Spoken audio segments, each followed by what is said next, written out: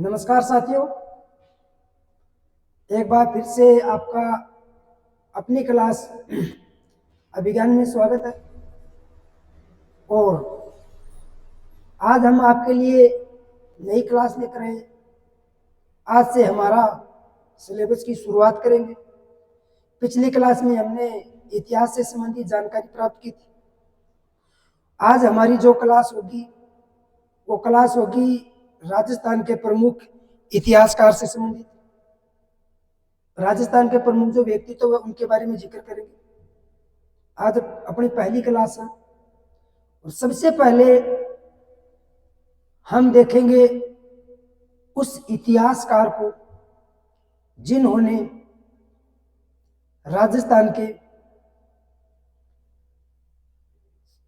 राजस्थान में सबसे अधिक वर्चस्व है, अच्छे ग्रंथ लिखे हैं, अच्छी उनकी रचनाएं हैं, उनके बारे में जिक्र करेंगे अभिज्ञान कोचिंग क्लासेस में। शुरुआत आज से। ध्यान रहे, हम जो पढ़ने जा रहे हैं वो पढ़ने जा रहे हैं इतिहासकार।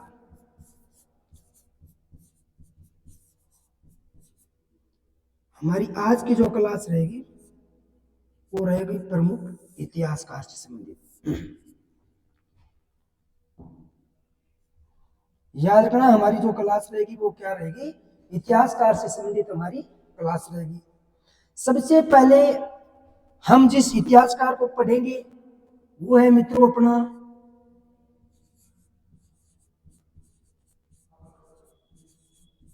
श्यामल दास।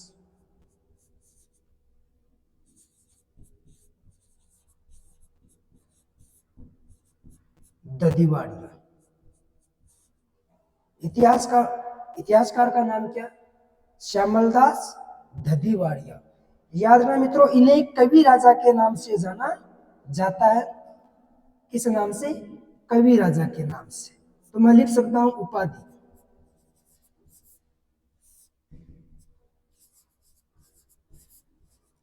कवि राजा की उपाधि कौन सी हो गई? कवि राजा की हो गई। ये भी आपको याद रखना है, ठीक है। अब इसके बारे में सबसे पहले हम जिक्र करेंगे कि इनका जन्म कब हुआ था। जन्म कवि राजा श्यामलदास ददीवाड़िया के बारे में याद रखना है। इन्हीं कवि राजा का जो जन्म होता है वो होता है मित्रों 5 जुलाई 1836। कब होता है? 5 जुलाई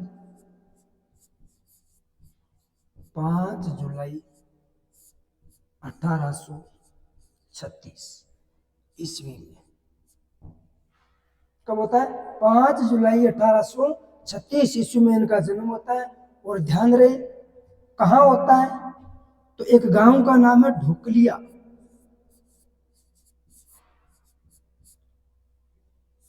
ढोकलिया गांव में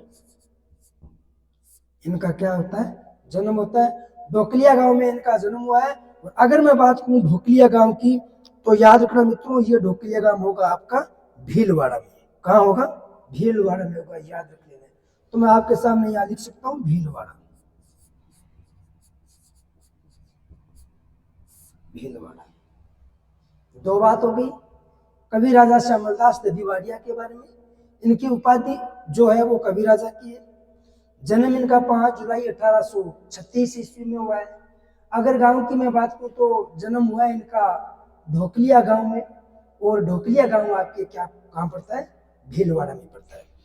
इनके अलावा आपको आगे याद ये रखना है कि मेवाड़ का एक शासक हुए जिनका नाम था महाराणा सज्जन सिंह। इन्होंने, याद रखना, श्यामलदास ददीवाड़िया ने तीन शासकों की सेवा करी है।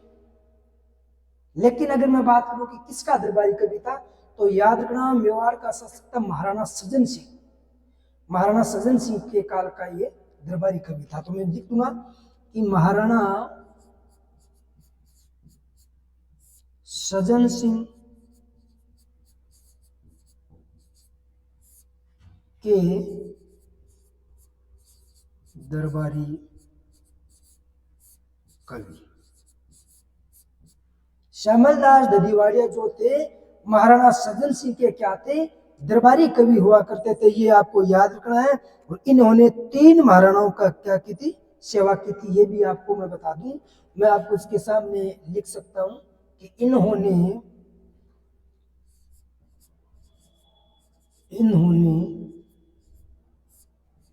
3 महाराणाओं की सेवा की। कितने शासकों की दरबार में सेवा दी थी, तो मेवाड़ के 3 शासकों के दरबार में सेवा दी थी। याद रखना मित्रों, पहले नंबर पे आता है आपका महाराणा शंभू सिंह।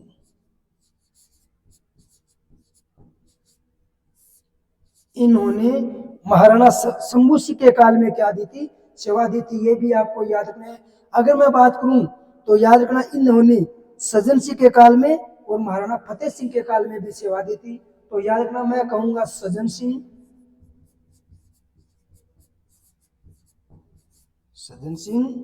और नंबर 3 में कौन हो जाएगा, फतेह सिंह। इनके दरबार में क्या दी थी, सेवा दी थी। एक बार दोबारा देख लेना। श्यामल दास ददीवाड़िया, उपाधि इनकी हो जाएगी कवि राजा की, कवि राजा के नाम से जाना जाता है। जन्म 5 जुलाई 1836 ईस्वी में हुआ था। गांव का नाम है ढोकलिया गांव, जो भीलवाड़ा में पड़ता है। महाराणा सज्जन सिंह के ये दरबारी कवि थे, ये बात है याद रख लेना। इन्होंने 3 महाराणाओं के काल में सेवा दी थी, महाराणा शंभू सिंह, सज्जन सिंह और फतेह सिंह। इतनी बात आपको याद रखनी है। इसके अलावा इसके बारे में आपको और तथ्य देखेंगे तो याद रखना, इन्होंने एक पुस्तक लिखी। इनकी जो पुस्तक है, पुस्तक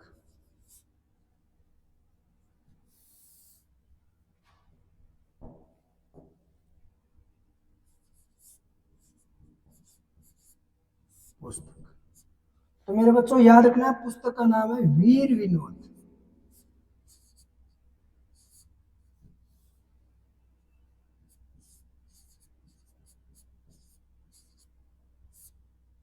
पुस्तक का नाम क्या है, वीर विनोद पुस्तक।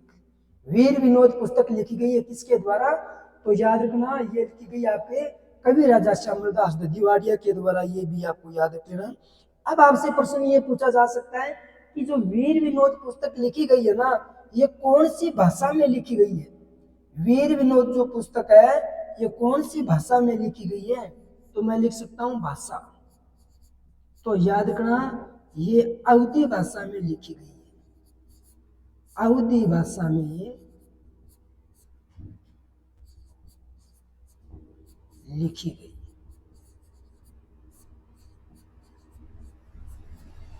अवधी भाषा में वीर विनोद पुस्तक लिखी गई है, ये भी आपको याद रखना है मित्रों। इसी पुस्तक से कुछ आपको महाराणा कुंभा के बारे में जानकारी मिलेगी, करेंगे उनके बारे में जिक्र भी।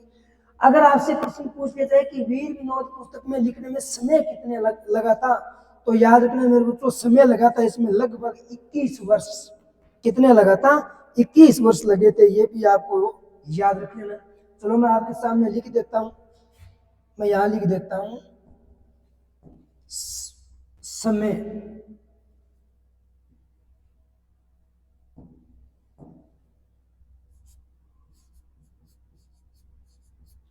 तो समय इसमें लगा था 21 वर्ष।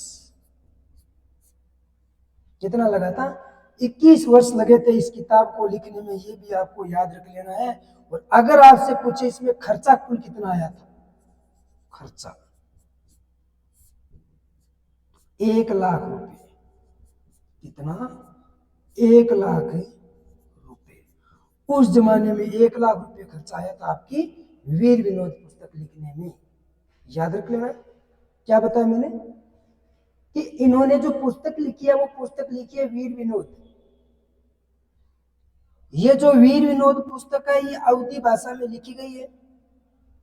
इसी वीर विनोद पुस्तक के बारे में आपको याद, इसमें जो टाइम लगा है वो 21 वर्ष का लगा।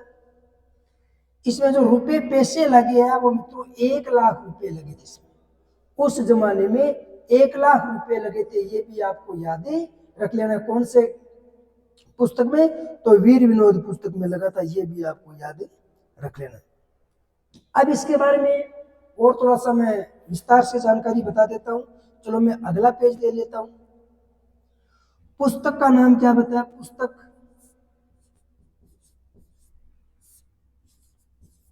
वीर विनोद।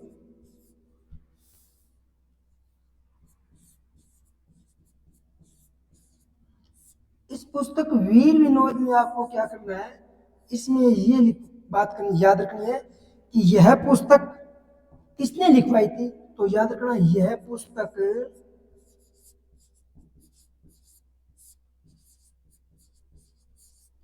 शंभू सिंह ने लिखवाई थी। यानी इस पुस्तक, जब वीर विनोद पुस्तक लिखने की शुरुआत की गई थी, उस समय मेवाड़ का राजा कौन था? तो याद रखना, मेवाड़ का राजा उस समय आपका शंभू सिंह था। ये बात आपको याद रखना। मेवाड़ का राजा कौन था? शंभू सिंह था। अब इसमें याद रखना, आपसे प्रश्न ये पूछा जा सकता है कि वीर विनोद पुस्तक लिखने में जो पहला शख्स था वो शंभू सिंह था, जिसके काल में शुरू करवाई।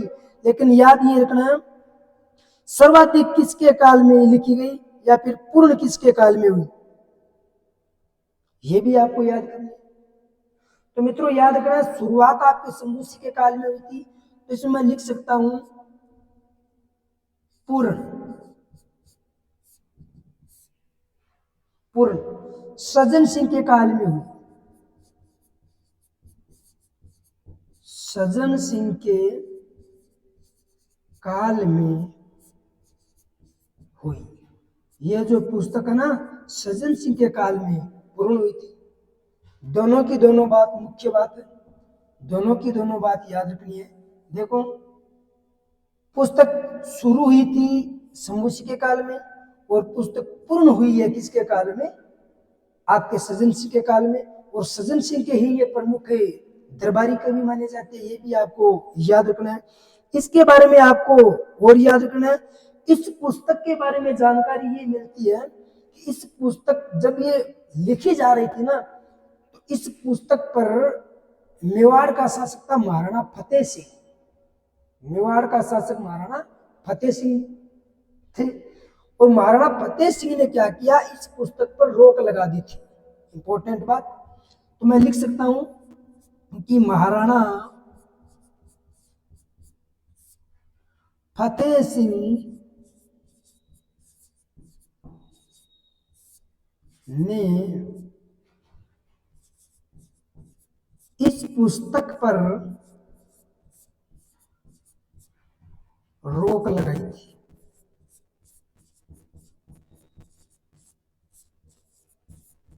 देखो याद रखना है, महाराणा फतेह सिंह ने इस पुस्तक पर क्या लगाई थी?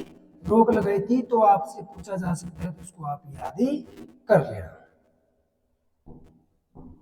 किसने रोक लगाई थी? महाराणा फतेह सिंह ने। यह पुस्तक शंभू सिंह ने लिखवाई थी, यानी शंभू सिंह के काल में शुरू हुई है, याद करना। अगर मैं बात करूं पूर्ण, किसके काल में ये किताब पूरी हुई है? तो महाराणा शंभू सिंह के काल में पूरी हुई है। अगर इसी किताब पर किसी ने रोक लगाई है, तो वो रोक लगाई थी आपके महाराणा फतेह सिंह ने। ये भी आपको याद रखना है।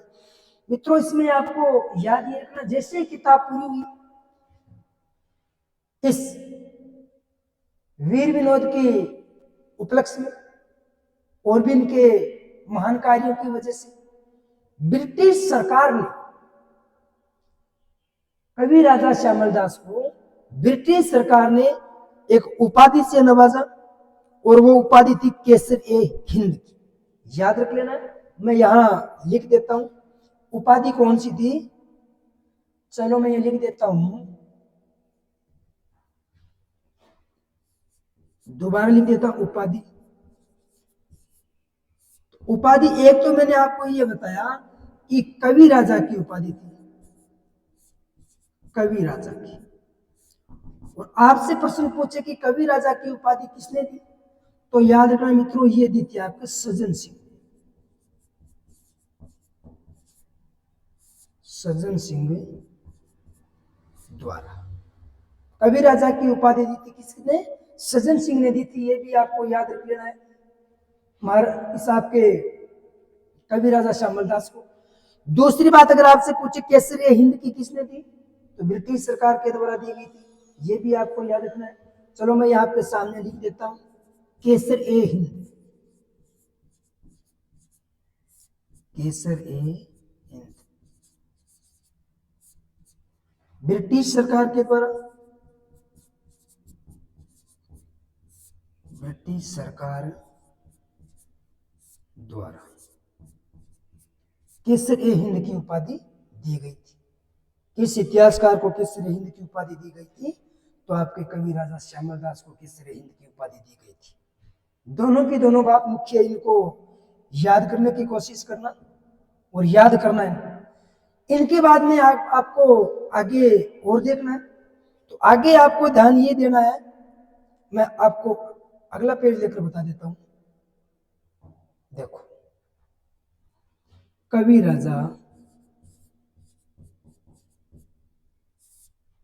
श्यामल दास, कवि राजा श्यामल दास। अब देखो, कवि राजा श्यामल दास के बारे में जानकारी ये मिलती है कि मित्रों यही अपने मेवाड़ का शासक महाराणा कुंभा, मेवाड़ का शासक महाराणा कुंभा, और मेवाड़ शासक महाराणा कुंभा को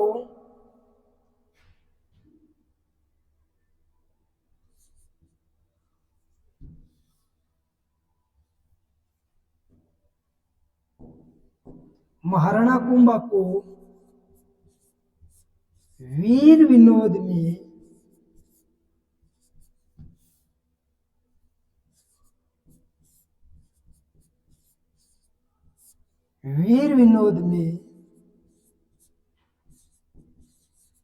स्थापत्य कला का जनक बताया गया है, जनक बताया गया है। महाराणा कुंभा को वीर विनोद जो पुस्तक है, इस वीर विनोद पुस्तक में स्थापत्य कला का जनक बताया गया है। ये भी आपको बात याद रखनी है, क्योंकि मेवाड़ के, ऐसा बताया जाता है कि मेवाड़ के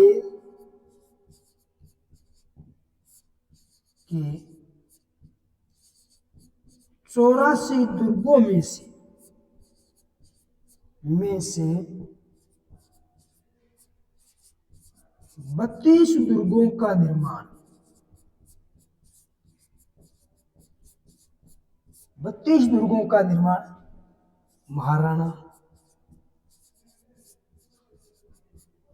कुंभा ने करवाया था। इस बात को आपको याद रखना है। देखिए, महाराणा कुंभा ने 32 दुर्गों का निर्माण करवाया था, यह बात बिल्कुल सही है। लेकिन आपसे पूछे कि यह बात हमें कहां से मिलती है, तो याद रखना है, यह बात मिलती है आपको वीर विनोद से। यह बात आपको कहां से मिलती है? वीर विनोद से आपको यह बात मिलती है। इतनी बात आपको याद रखना है कि महाराणा कुंभा ने 84 दुर्गों में से, कितने दुर्गों में से? 84 दुर्गों में से 32 दुर्गों का निर्माण करवाया था। ये बात आपको कवि राजा श्यामल दास ददीवाड़िया बता रहा है, और ये आपको वीर विनोद की पुस्तक में बता रहा है। ये भी आपको याद रख लेना है। दूसरी बात मित्रों, इसमें आपको एक मिलेगा शासक मारवाड़ का शासक, मारवाड़ का शासक, और नाम था उसका विजय सिंह।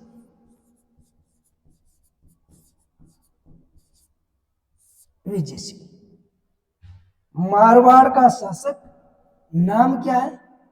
विजय सिंह। मारवाड़ के शासक का नाम क्या है? विजय सिंह।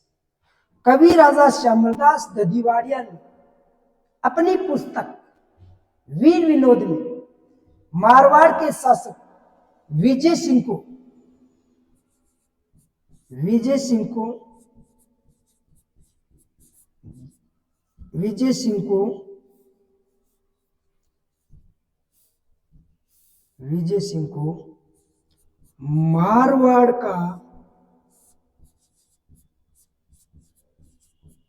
जहांगीर कहा है।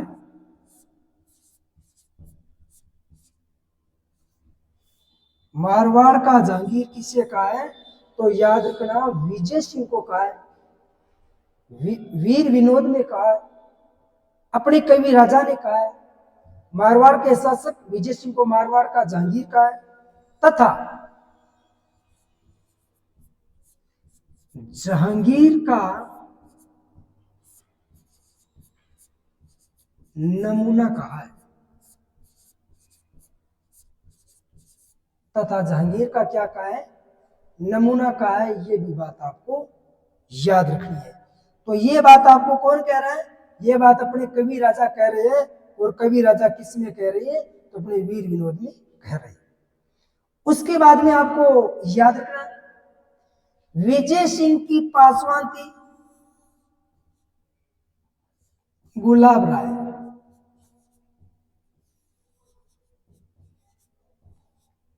विजय सिंह की पासवान गुलाब राय। विजय सिंह की पासवान जो गुलाब राय थी, गुलाब राय को मित्रों इसी आपके कवि श्यामलदास ददीवाड़िया ने जो कहा है वो इसमें याद रख लेना है। पासवान गुलाब राय को मारवाड़ की नूरजहां कहा है। याद करना, क्या कहा है? नूरजहां कहा है। ये भी आपको याद रखना, गुलाब राय को मारवाड़ की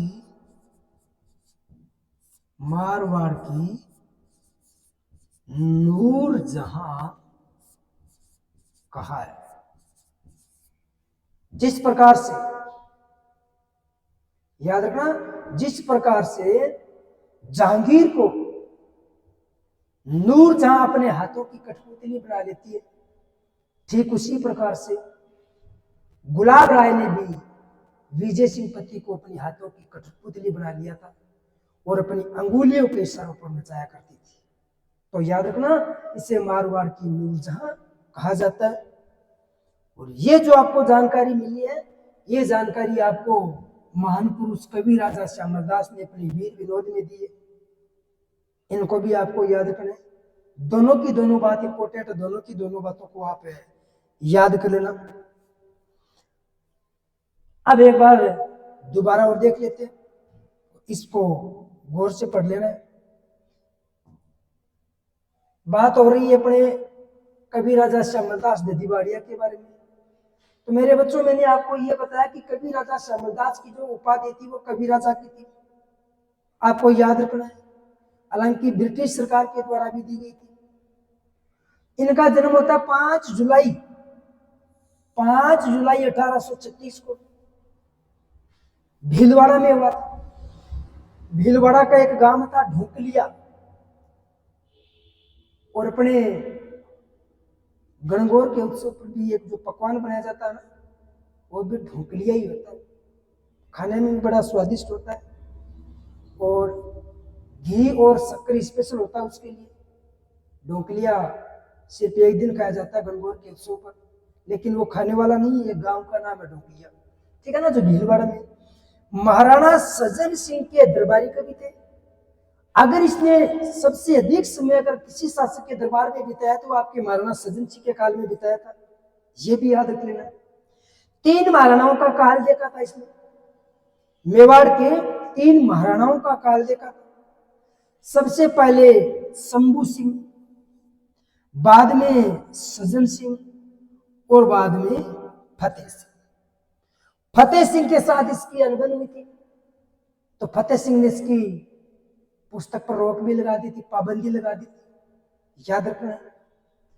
पुस्तक वीर विनोद अवधी भाषा में लिखी गई है मेरे बच्चों, याद कर लेना।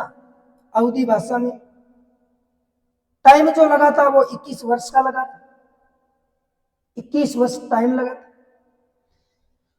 अगर खर्चा आया था इस पर उस जमाने के 1 लाख रुपए आया था, ये भी याद करना है। उसके बाद में अगर बात करूं तो ये पुस्तक लिखवाई किसने, शुरू किसने करवाई, शंभूसी ने करवाई, यानी शुरुआत इसकी शंभूसी के काल में हुई। अगर इस किताब को पूरा लिखा है तो वो लगभग पूर्ण सज्जन सिंह के काल में हुई, लगभग पूर्ण हो गई। और महाराणा फतेह सिंह ने इस पर क्या लगा दी थी, रोक लगा दी थी, ये भी आपको याद कर लेना। उपाधि कवि राजा की भी मिली है, ये तो इंपॉर्टेंट है, और उपाधि सज्जन सिंह द्वारा मिली है। केसर ए हिंद की उपाधि भी मिली है, और केसर ए हिंद की जो उपाधि दी गई है वो ब्रिटिश सरकार के द्वारा दी गई है। कवि राजा श्यामलदास ने महाराणा कुंभा को, अपनी किताब की बात करो वीर विनोद में, महाराणा कुंभा को स्थापत्य कला का जनक बताया। बात ठीक नहीं है, क्योंकि मेवाड़ के 84 दुर्गों में से 32 दुर्गों का निर्माण तो ये अकेला महाराणा कुंभा ही करवाता है। चित्तौड़गढ़ दुर्ग का भी आधुनिक निर्माता है, ये भी याद रखना। मेवाड़ के दुर्ग, राजस्थान के दुर्ग पढ़ेंगे तब करेंगे जिक्र। फिर मैंने आपको एक चीज बताई थी कि मारवाड़ का एक शासक हुआ करता था, नाम था उसका विजय सिंह। और विजय सिंह के बारे में बताया जाता है कि विजय सिंह को मारवाड़ का जहांगीर कहा जाता है। मारवाड़ का जहांगीर तथा जहांगीर का नमूना कहा जाता है। ये बात आपके कवि राजा श्यामलदास ने कहा है। और इसकी एक पासवान थी, नाम था मेरे बच्चों गुलाब राय। पासवान का नाम क्या था, गुलाब राय। और गुलाब राय को मारवाड़ की नूर जहां कहा जाता है। गुलाब राय को मारवाड़ की नूर जहां कहा जाता है। कहने वाले, बताने वाले आपके अपने, हमारे प्रिय कवि राजा श्यामलदास। तो ये थी अपनी आज की क्लास। कैसी लगी आपको?